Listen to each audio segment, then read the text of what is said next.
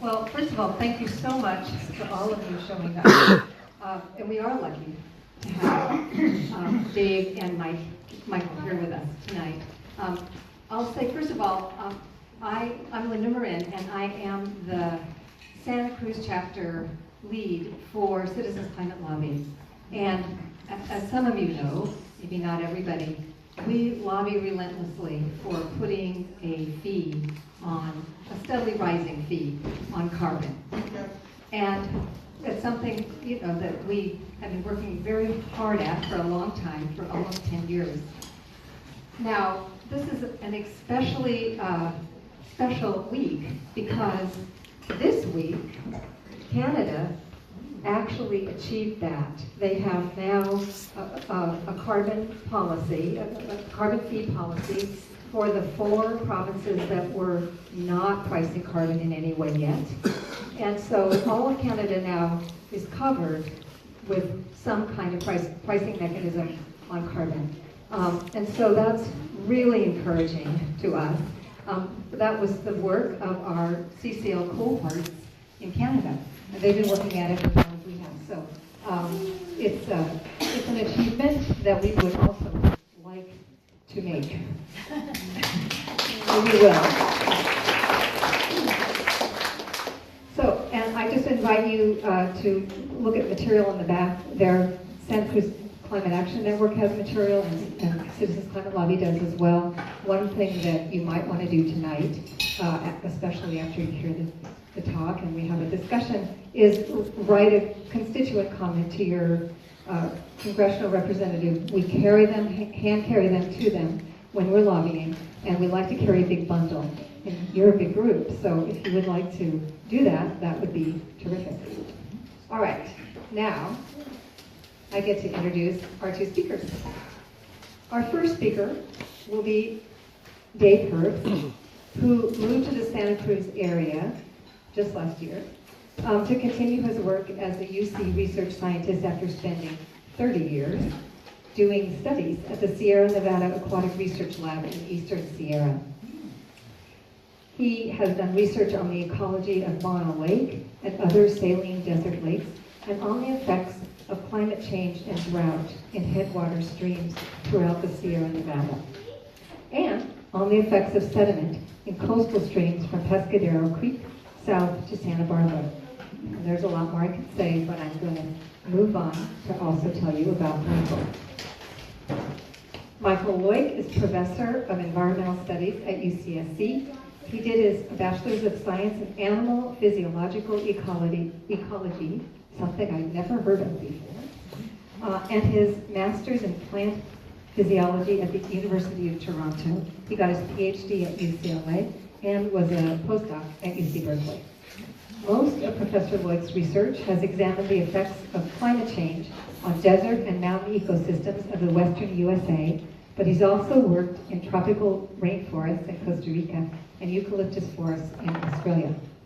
His current research focuses on 3 things. 1, the impacts of climate change, especially drought, on plant and ecosystem processes. 2, climate-smart agriculture and forestry to adapt to ongoing climate change.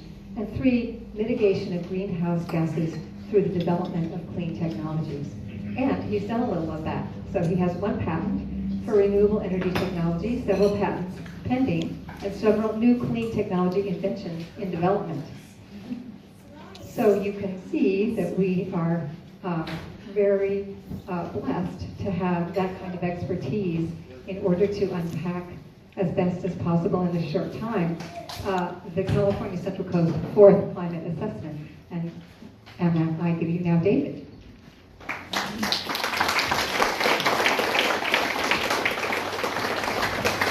Thanks very much, Linda. Thank you all for being here.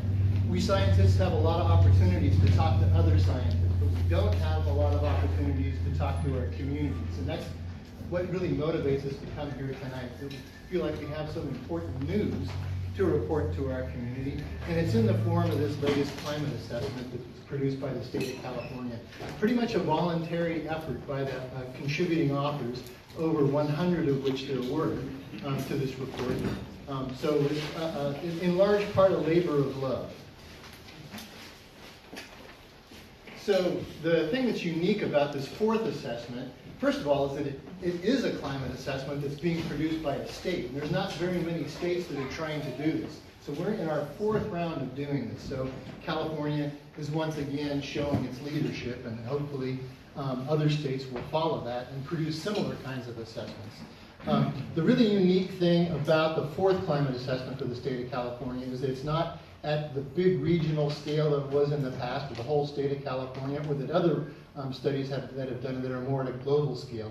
It takes the model projections, the crystal balling of what the future is going to be, and downscales it to local levels.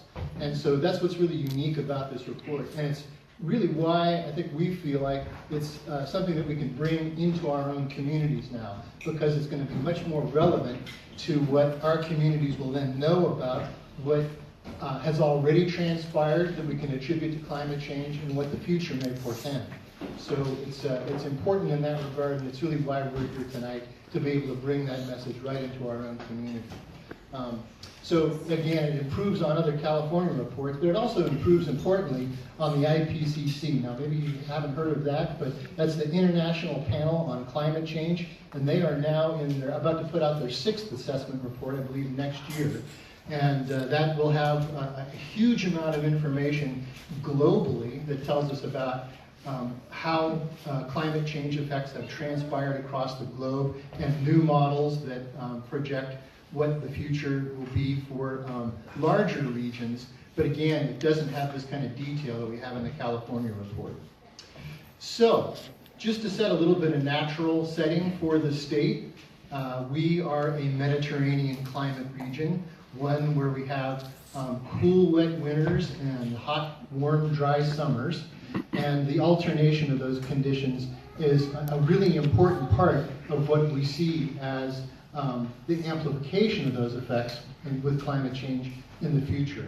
So how are these things going to change? And what I first want to point out in this map is just the region that the Central Coast Report covers. So there are 9 or 11 regions that it's broken down into. I think 9 regions in the state that it's broken down into. And one of them is the Central Coast region. So you can see it covers basically from the Monterey Bay area, south to the Santa Barbara area, and inland into the Salinas Valley. So it covers still a fair bit of terrain, but again is downscaled by these models to a sufficient extent that it's all in our backyards. These are places where we've pretty much all been, and we know what these places are like, so it'll give us an idea of how the effects are more localized. So one of the important things to set as a background is what we already know about how the climate has changed. You probably have all heard of the hockey stick model and the change in carbon dioxide concentrations in the atmosphere, and what's known as the warming anomaly, the increase in temperature over time. So what you're seeing here in this graph is a period of time from about 1880 to 2015. Covers a long period of time here. And if you average the temperature over that full period of time, it's what would be at the 0 line on this graph, right here. So this is the average temperature over that full period of time. And then the departures from that average in terms of the temperature over that period of time are what you're seeing with the blue and the red bars. The blue would be cooler than that long-term average, and the red is warmer than that long-term average. And so you can also see that black line there is the carbon dioxide increase in concentration in the atmosphere. You can see that this inflection point right here is that hockey stick inflection. And you can see that it corresponds pretty closely to the time period when temperatures began to increase across the globe. So one important question is, does this happen everywhere? And the answer is it does. And here's just what that same graph would look like for the warming anomaly in California. So the anomaly simply means that departure from the 0 line. It's not bouncing up and down as an average, colder, warmer over time. It's showing consistent warming over time in the state of California, as well as overall over the whole globe.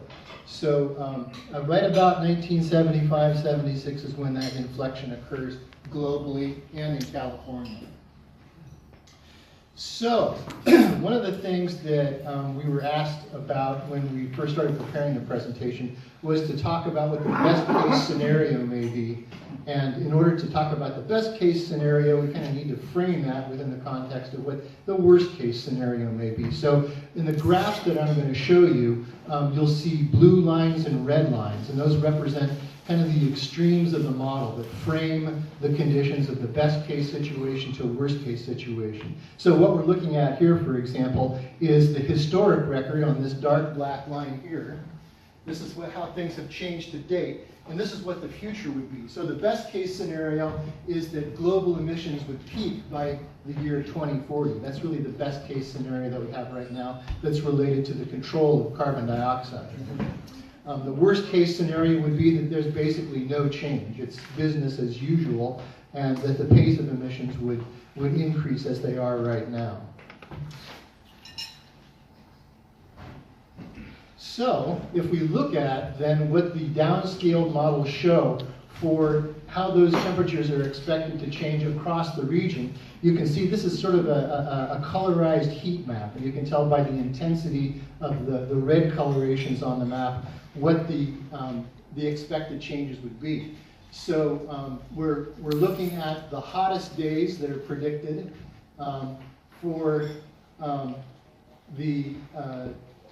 well, we've got the historic condition here, and we've got the best case and worst case scenarios right here. So this is historical, 1976 to 2005.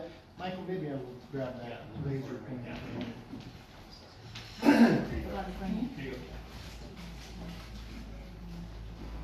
So here's our best case scenario for the projection of the temperature regime throughout the Central Coast region at basically end of century, 27 to 2100, and this is the worst case scenario. You can see they don't differ a whole lot in terms of the hottest days that are expected, the maximum days.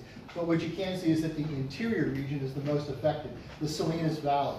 So as far as how that affects humans, of course, we're looking at an intensely agricultural region where there's a big farm worker population that's exposed to higher and higher maximum heat in summer months, especially when agriculture is most active. So a definite human impact associated with this distribution of temperatures here. Things stay a little bit cooler along the coast, as you might expect. And the prisons in the In the interior as well, sure, yep. So how about precipitation? Here again is a map that is, well, let's first look at this prediction here. Once again, we've got the blue case, best case scenario, and the red line, the worst case scenario, and the historical variation in precipitation. You can see that the projected future is still about on average. So we're not expecting a great change in the average precipitation regime.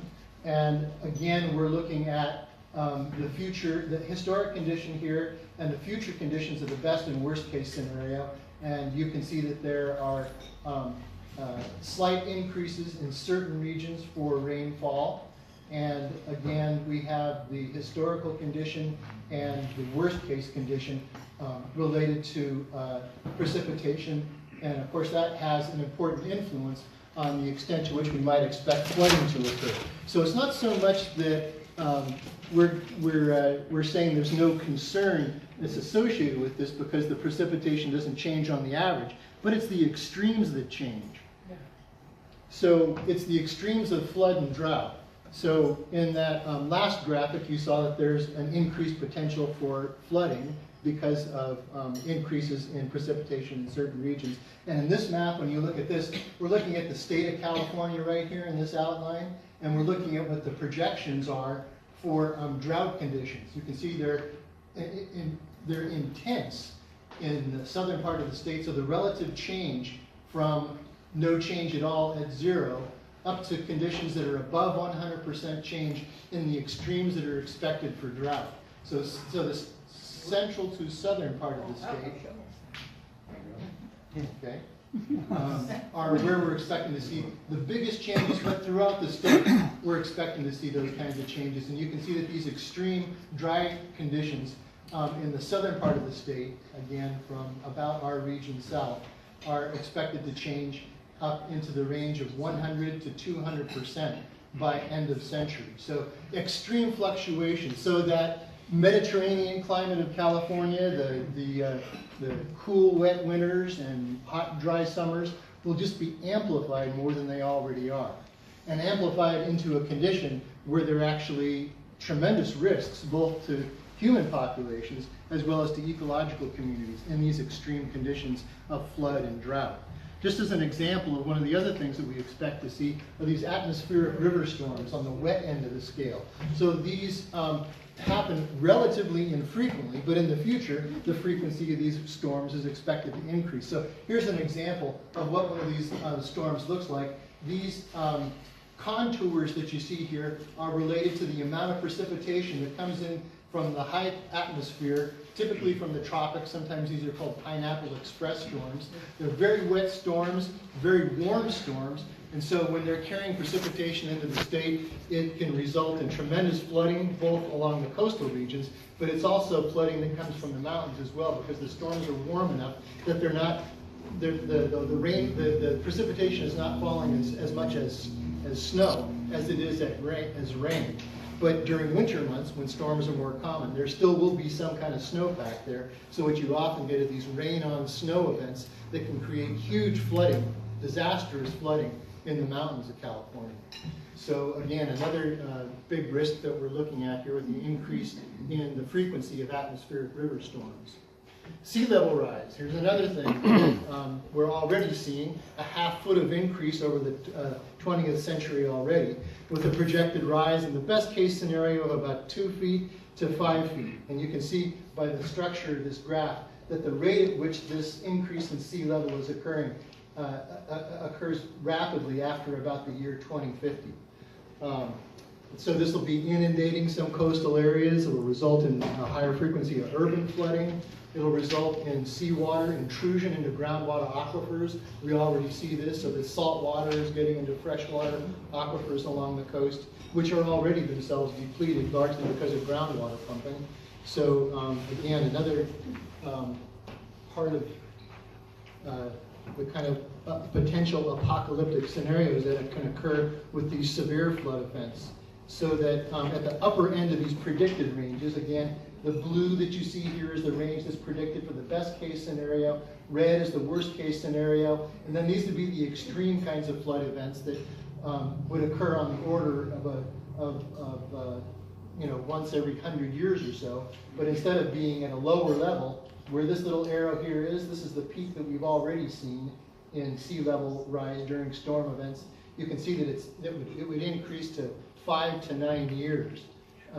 5 to 9 feet, and this could result in tremendous flooding events along the coast that would be disastrous and expensive. So under the mid to high level scenarios for sea level rise, and you can see here that we're going to get a lot of coastal beach erosion. As much as 2/3 of beaches along the California coast would be eroding without large-scale human interventions, and that means doing things like building seawalls and controlling that amount of erosion. The statewide damages could reach almost $18 billion, and far more than that when we get these 100-year coastal floods. So a tremendous amount of inundation of urban areas along the coast where most of our building is, and a tremendous loss in the availability of beaches, the erosion of beaches along the coast. I want to dive a little bit deeper into coastal watersheds now. This is something that I think everybody puts a lot of value in where we live. These are places that are really important to people. They're important to urban areas because by and large, urban areas are built around where the watersheds come out to the sea, just like our community is built on the San Lorenzo River. So I want to spend some time talking about this, and also because this is more my area of expertise. Coastal watersheds, like mountain watersheds, have high up in their headwater areas places where the winter rains are being absorbed into the ground and producing a drainage through the soils that recharges the groundwater aquifers there. And that's really what allows these streams to flow year-round. It's not like the snow melt we get in the Sierra Nevada, but it's groundwater that in the coastal mountains is being absorbed like a sponge and then expressing itself into the lower portions of those drainages where it then comes out as rivers. There's also springs that are coming out of the ground that are part of this groundwater recharge that comes from winter rains. So where those small streams gather up in the headwater tributary areas, these are areas that are important habitat for a variety of wildlife, but they're also really important high-density networks where there's a lot of cleansing of the water that goes on, a lot of filtration of the water. So the quality of our water really depends on those upper tributary areas. Those tributaries gather and they flow into larger river channels. These large river channels support a lot of streamside vegetation, also known as riparian vegetation, and wildlife. And then they finally come down to the mouths of the river, these delta areas, where fresh water and tides can mix. And this allows a lot of life to develop in lagoons and estuaries in these downstream places. So what happens with climate change is that, again, we're having these greater extremes of drought and flood conditions. That becomes the prevailing pattern, again, an accentuation of the Mediterranean climate. And one of the consequences of that is that during the drought conditions especially, these tributaries can become intermittent, which means they stop flowing, the channels dry, and there's nothing worse for aquatic life than there not being water to live in. So the tributaries can be drying and losing their life. The riparian zones and the wetlands that allow for a lot of filtration of sediment and filtration of the water that improves the water quality, they become more narrow, and so they lose their function as an ecosystem service to us in cleansing that water. And then we get drying soils, and an increased frequency of fire and flooding then promote a great deal of erosion and entry of sediments into the streams. So you can see these things are all linked together. These sediments build up in the deltas of these lagoon estuary areas at the bottom of streams. And where those sediments and bars develop at the lower end of the river systems, where the lagoons develop and the estuaries develop, during low flows, the water is insufficient to be able to punch through those delta areas, and so the water tends to back up in these areas. And as it does so, it becomes saltier, and the salt, being heavier than the fresh water, are down in the bottoms of the lagoons now. And so because they're sealed off from the air and a lack of mixing, the waters at the bottoms of the lagoon lack oxygen. And so that becomes really poor habitat quality that is very important to the ecology of these estuaries, and especially to the native salmonids that then come in and breed in these areas. So things like steelhead trout and coho salmon, anadromous fish that move in and out of fresh waters and into a marine environment. They, in their juvenile stage, often come into these coastal lagoon areas, and as long as there's sufficient tidal exchange and mixing with fresh water coming downstream, it develops really productive, rich waters full of life that these juvenile salmonids will feed on. These fish have a really good habitat under those circumstances. But under the low flow conditions, and especially combined with a lot of erosion coming out of these watersheds, those coastal lagoons start to become really poor habitat for the fish, and as a consequence, the already threatened populations of organisms like the coho salmon and the steelhead are further endangered by this combination of low flows with high flood flows that can produce alternately a lot of erosion in the watershed that flows down and creates these bars that cannot be breached under low flow conditions. So one of our most treasured marine resources in the form of these anadromous fishes is endangered as a consequence.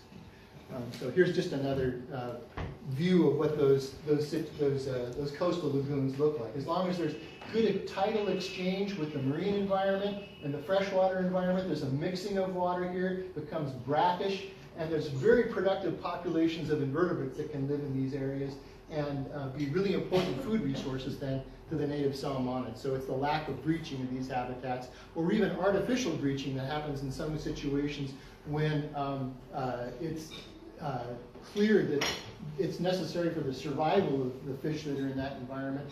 When artificial breaching is done, it has to be done really carefully, because if you pull out too much of the sand barrier that's at the bottom of these coastal lagoons, the water starts to pour out really rapidly, and it mixes back in the lagoon with this really lousy water that's in the bottom of the lagoon with better water that's at the top. And the lousy water overwhelms the fresh water that's above, and as a consequence you get these big fish kills, and fish will just float belly up and die in huge numbers. So when these things are breached artificially by mechanical means, it has to be done really cautiously.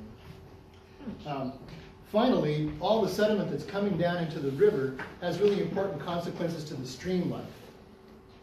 There's the stream life coming back again. So along with these combinations of drought conditions, fire and dry soils that prevent the protection of those soils under normal conditions, it leads to a lot of erosion and sedimentation getting into the river. So normally the flow that's coming down rivers is clean, and in the substrates on the stream bottom, you get a lot of little bugs developing, like this critter right here. It's a mayfly that's a really important food resource to a lot of fish. When they finally finish their development and they emerge as adults, they fly up into the riparian vegetation along streams where they're eaten by birds and bats and a variety of other wildlife. So they're kind of at the center of the food web of these stream ecosystems. And they like to live down in between the rocks, in the interstices of the rocks. But when there's a lot of sediment coming downstream, those sediments get caught up in the interstitial spaces, and there's very few of these insects that can survive under these kinds of conditions. So the sediments are not only a problem at the lower end of the watershed, where it blocks up the coastal lagoons, but it's also a problem for the aquatic life in the streams as well. So what can we do about some of these things? Some of the measures that can be taken to help support more of the water infiltrating rather than running off in storms and creating a huge amount of sedimentation. So I've just got a couple of examples of these kinds of things. Stormwater retention wetland was recently built on the coastal campus of UC Santa Cruz. This is a view of that. And this is an important thing for catching water that's running off impervious surfaces, off streets and off sidewalks and off areas where the rain can't percolate in. We want that rain to be able to percolate into the ground so that it can recharge streams, and so that those soils can actually cleanse that water as it's coming down into the groundwater. So groundwater recharge off impervious surfaces can be enabled by building these kinds of stormwater retention wetlands. Again, it absorbs and filters pollutant runoff. It collects water in the groundwater aquifer, and these can be important features as part of the urban landscape, as well as in the forest, as well as in the upstream areas of watersheds, for being able to have more groundwater recharge. Erosion control in ag lands is really important. Planting native bunch grasses to control erosion. Hill slope controls, erosion controls, riparian restoration, enabling and planting more riparian forests so that it controls that erosion is another measure that can be taken to control these things. And there's a lot of other things that would be hard for me to go over right now. Michael will talk some more about some of those things, but I just want to end my portion of the talk by saying that there's other sort of more local and residence-related ways of controlling greenhouse gases. So methane is a really important greenhouse gas, much more potent than carbon dioxide is. It's released from decomposing organic matter. So when organic matter ends up in a landfill, it's buried by layers of all kinds of garbage, and that creates conditions where oxygen can't get at that organic matter. And when that happens, there's a type of bacteria that are called the anagenic bacteria that are the decomposers of that organic matter, and they produce methane gas in those landfills. So if you want to be able to say you're personally able to control some of those methane gas emissions that are coming from landfills, you can compost.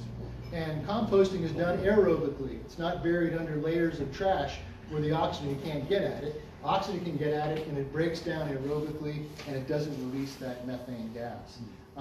Some landfills are actually starting to develop technologies for capping landfills, capturing that methane gas, and using that to generate power for their local community. So that's another thing that that can be a local action that's done to help control greenhouse gas. There's a whole list of resources here for internet information that you can get a hold of. There were slips on everybody's seat, I believe, that shows what some of these are. I've added one recently, the City of Santa Cruz Climate Adaptation Plan, that was actually just updated about a week and a half ago. We can make this available either through some kind of a posting on the Citizens Climate Lobby website so that you can get access to it there, or you can just go to the City of Santa Cruz's website. You can get a hold of that report there, and that has a huge number of different sorts of climate action, mitigation, and adaptation strategies that are being used locally. I also just want to add at this point that the fourth assessment report is also going to swing through the Central Coast again in about a month and a half, when there'll be a workshop done by Ruth Langridge, who led the effort on the Central Coast. She's another UCSC faculty member, and she, I believe, will be doing this down in San Luis Obispo, but we'll have to stay tuned for any kind of webcasting of that. So any kind of questions that we have, we'll save those for later after Michael's made his presentation, and then a group engagement is really what we hope to get at after Michael's finished.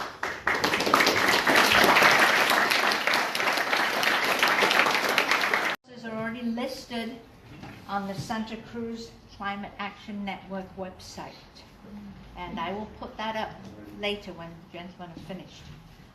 We've got a good crowd here tonight. We have a modest basket so far. I'm going to pass this and ask for modest or whatever contributions. Everyone, he's a little bit taller. Just forwards and backwards. That is for you to make a recording. So I've just been using the buttons on the. Are the numbers going on Okay. the screen? Yep. Perfect. Yeah. All right. So I'll just use these. Okay. So I'm going to delve a little bit more into some other impacts and a little bit of adaptation and mitigation measures. I live in the San Lorenzo Valley. Actually, so does Dave. So I thought that I always want to promote the San Lorenzo Valley whenever I'm giving a public talk. Okay, so what do we mean by impacts? These are the likely effects of climate change. That's a pretty intuitive one. Adaptation refers to the things we can do to prepare for ongoing climate change. Notice I say ongoing. We used to say future climate change, but we all recognize it's ongoing now. So this might be things like seawalls to prevent the impacts of sea level rise. And then finally, mitigation are the things that we can do to reduce CO2 emissions, or to remove the extant CO2 that's already in the atmosphere, take it out of the atmosphere. I'll touch on a few of these different things in the time we have remaining. So Dave provided a wonderful introduction to the scenarios that the modeling exercises generated for the fourth assessment. And I just wanted to jump off on my part of the discussion by reminding you of this point that he raised about precipitation patterns will probably stay about the same in terms of the overall averages, but the variability may increase. Okay, so we want to now relate this to what I think are some of the real key important impacts for the Central Coast, particularly in relation to some of the events of the past year or so. So we know that, somewhere I have a pointer, here we are. We know that our cool, wet winters alternate with hot, dry summers. And those cool, wet winters provide the moisture that drives seasonal vegetation growth, followed by hot, dry summers that lead to vegetation drying. And so this is an ongoing cycle that leads to a cyclic pattern of fire risk and At the back, there's a graph, sorry. But the fire risk is going up and down with wetter and drier seasonal conditions over time. Now, what seems to be happening, and you can tell me if you think that you've detected this as well, is that there's a reduction in the importance of winter in terms of precipitation and a more pronounced range of warm and dry conditions of the summer, starting earlier in the year, lasting later in the year, like now, so that we get an imbalance between vegetation growth and vegetation drying. Now we may also see, and then that this leads to more pronounced fire risk that tends to build over time because the vegetation is not growing as much. It's essentially drying instead of growing. That which grew in previous wet periods is then drying and creating this greater fire risk. This also happens over longer periods of time. We can think of it seasonally, but we can also think of it in larger chunks of time where we have wet rainfall years and drought years. And everybody knows that this is becoming more pronounced. So now our wet rainfall years, on average or higher, are becoming more infrequent, at least recently, meaning that our vegetation grows more episodically. And that we have a predominance of drought years that then leads to a background of extended vegetation drying, so that most of the year, or in many consecutive years, we see an imbalance between vegetation moisture content and drying, leading to a pronouncement of the fire risk. So I thought, well, maybe I'll just show what precipitation looks like in California. This is annual precipitation from De La Vega, going back, let's see, this one's to the 1950s, and you can see the dots are the average for the year. And here we measure rainfall not in the calendar year, but through what's called the hydrologic year. So it starts on October 1st, and it goes all the way through to the end of the following September, and it captures our rainfall and snowfall year, depending where you are in the state.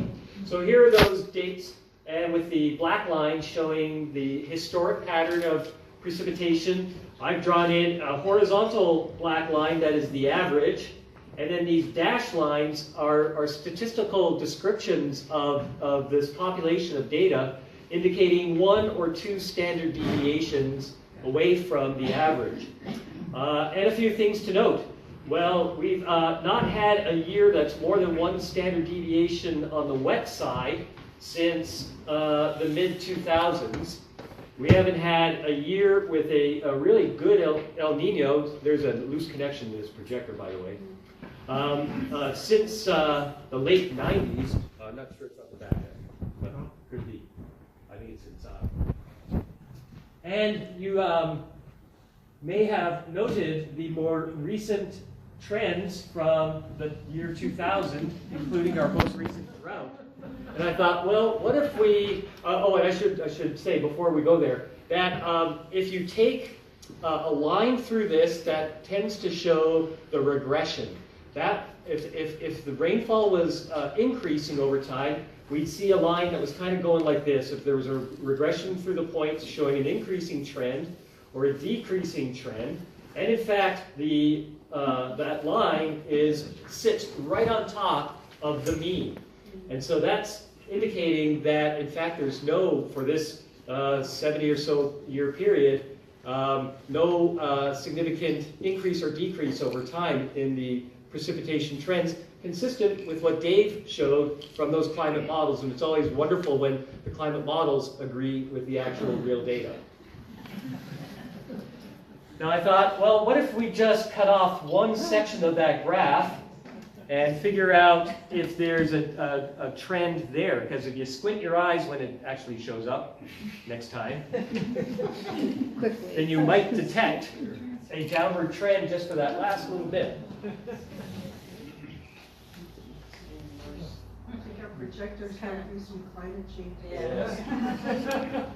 It could be failing.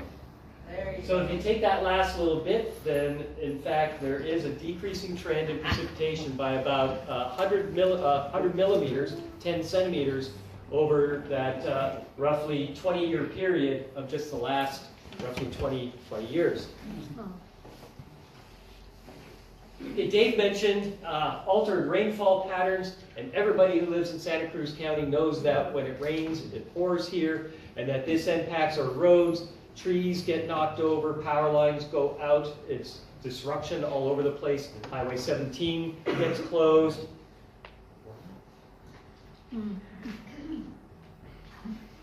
One of the other important impacts that we shouldn't lose sight of in terms of precipitation is our summer fog, because this is really key for our redwoods. Coast redwoods don't go very far inland, because the coastal fog doesn't go very far inland.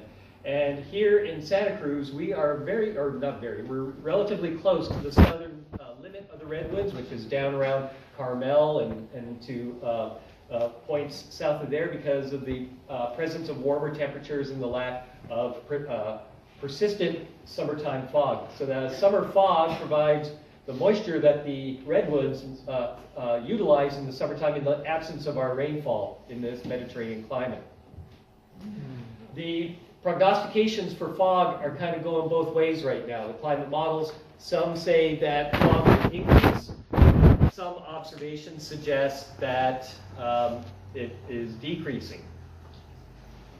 With warmer temperatures, you get greater evaporation. So even if the rainfall doesn't change, we get what's called climatic drought because of the greater evaporation. And of course, with warmer temperatures comes greater demand, not just for water, but also for electricity for air conditioning. So there's a bit of a vicious cycle that's driven by that warming.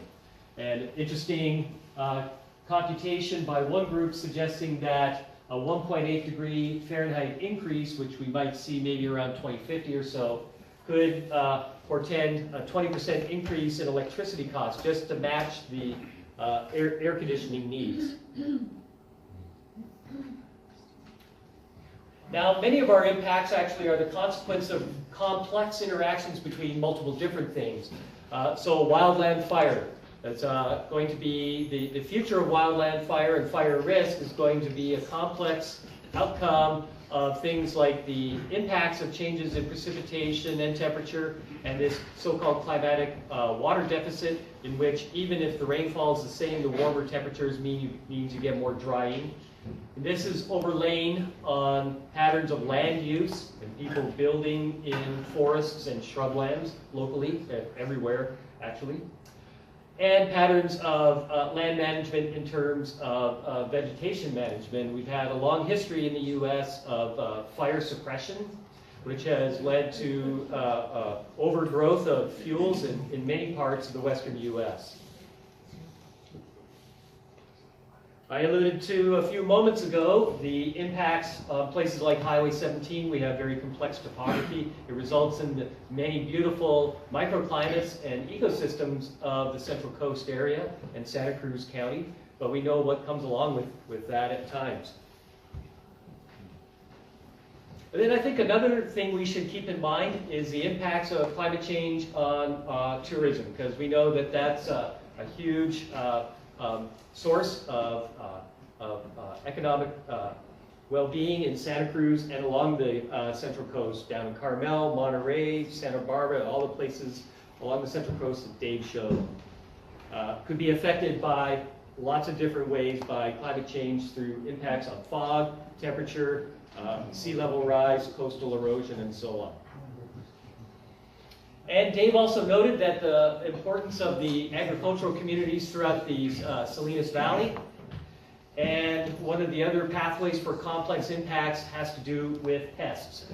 So agricultural pests in the agricultural regions of our Central Coast, and then other pests like sudden oak death, which has the potential to spread even more throughout the Central Coast under conditions of warmer temperatures and periodic pulses of rainfall. Well, that's a new one. It's having a flash. Climate change. That's right, climate change will cause greater failure of LCD projectors.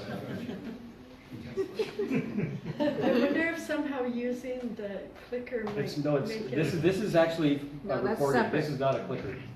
Yeah. Okay, so adaptation, as I mentioned earlier, are the kinds of things we can do to prepare for storms or other climate change impacts. And of course, we all want to maintain our level of emergency preparedness. I think that in the Central Coast, the biggest, most succulent, delicious, low-hanging fruit is controlling vegetation. This is something that we can do in our backyards, we can do with our neighbors, we can do as a community, and we can reduce, we can create defensible space, we can remove weeds, remove ladder fuels, those fuels which allow fire to go from grasses up into the canopy. I also think that stream debris control has many multiple benefits in terms of creating beneficial habitat for salmonids and preventing the kinds of debris that reduces their survivorship, while also improving stream flow during storms and reducing flooding risk. So there's multiple wins that come out of many of these adaptation measures. And the way to sell these things to the general public is to point out that there are multiple benefits from these things. You don't even have to sell them on the climate change benefit. Usually there are other things that, that make them valuable. The last one is removal of opportunities for pests. Okay, and so that one is going to require some creativity, but there's some really interesting things going on at UCSC, for example, with soil pests. We can adapt for sea level rise. There are many mechanisms for doing this. We're not going to get into them. We're running out of time anyways. And then finally, I wanted to touch on some mitigation measures that we can talk about here in Santa Cruz. We have, at Santa Cruz and the Central Coast, we have large forests that we have not properly accounted their carbon capture ability. We have an old limestone mine up the coast that we could jam full of carbon in a mitigation measure at a local scale. Of course, there are all the things that we know we can do, like switching to renewables and so on, that fall under the category of mitigation. I want to tell you about one example coming from the university, which are these electricity generating greenhouses that I was part of this project with Professor Sue Carter and Dr. Glenn Allers. And in this is a prototype greenhouse that was at the Arboretum, but it's actually moving probably up to Rachel Carson College. The way that these work is that there's a dye that is impregnated in plastic or glass that makes up the glass of the greenhouse. The dye absorbs light, and it absorbs certain parts of the incoming sunlight and uses that energy to generate electricity with thin little solar panels that are blended into the window. And so the light that travels through the dyed material takes out the green wavelengths that plants tend to not use for photosynthesis, and a little bit of the blue wavelengths. Now, plants use red and blue wavelengths, so if you're wondering what I'm meaning, sunlight, if you hold sunlight into a prism, it splits into its colors like the cover of the Pink Floyd album. Okay, and so plants use the red and the blue wavelengths to power photosynthesis. They use some of the other colors to do other things, like to induce flower formation. So in our work, we showed that we could grow plants under these things, even though they take out certain wavelengths that plants might need to utilize. So this is the prototype, and this technology, this is the greenhouse at San Lorenzo Valley High School. We're hoping to install them there. But this technology was invented at UC Santa Cruz and now commercialized in Scotts Valley by a company called Soliculture. Look quick, that's what they're called. They have commercialized this as the Lumo panel, and they just shipped the first couple thousand panels recently. So I am not affiliated with the company. Okay. So I just wanted to point out a couple of other sort of mitigation or approaches that are being taken to battle climate change in California. You know, we're the leaders. We're the leaders in the country. We're the leaders in the world, really. And so one of the major efforts that's ongoing right now through all the campuses is something called bending the curve. Now, Dave showed a graph of the CO2 or the warming patterns right here from the greenhouse gas buildup in the atmosphere. Okay, so if we don't, if the red line is the so-called business as usual scenario, if we don't clean up our act, the greenhouse gases are going to continue to go up and the temperature of the atmosphere is going to continue to go up. So bending the curve is talking about, instead of making that curve continue, we're going to bend it. We're going to bend it down. We're going to bend it into one of these ones. Okay? So we're going to go 100% renewable in the state. And the UC is helping to drive it by that bending the curve. And there are basically 10 things on the list that they're suggesting, which is, I can't remember all 10 of them, but it's capturing carbon on our natural and managed lands, promoting new technologies, and utilizing the ones that we know already work, like solar and wind and geothermal and so on. Doing this, speaking to communities. You remember, that's 4. I don't remember. There's 10 of them. You get what you pay for. Yeah. And then finally, for some shovel-ready options, we have the California Collaborative for Climate Change Solutions. There's 4 C's and then an S. C4S. This is an effort of the UCs, let's see, Stanford, USC, the Cal States, and some other and national labs like Lawrence Livermore, Lawrence Berkeley, that have put together a list of 100 shovel-ready projects, and they've given it to the governor and said, look, here are the things that we can start to do to adapt and mitigate our greenhouse gas emissions. So some money has started to flow into these projects. Our electricity generating greenhouses are on that list. But some of the projects on this list of things that are ready to go have been given to the governor, and money, like I said, is flowing, and so they are starting to put those into place. So just to summarize, well, we're not going to see them. The likely effects or the impacts include warmer temperatures, more unusual rainfall, and maybe fewer foggy days. For adaptation, how can we prepare for these impacts? We can keep fire fuels minimized, help restore groundwater and native plants, reduce opportunities for pests, help keep rivers clean. So there are many ways that we as citizens can get involved in this. And then finally, for mitigation, we can increase efficiency at multiple levels, right? There's solar, there's commuting, there's a lot of other things that we can capture. Our window technology needs major upgrades. And you can support local R&D. And then I think what we really want to do, though, is get to questions about what kind of impacts in Santa Cruz County concern you, and what opportunities are there for other kinds of community-led adaptation. So with that, I'll say thanks a lot. And Thank you.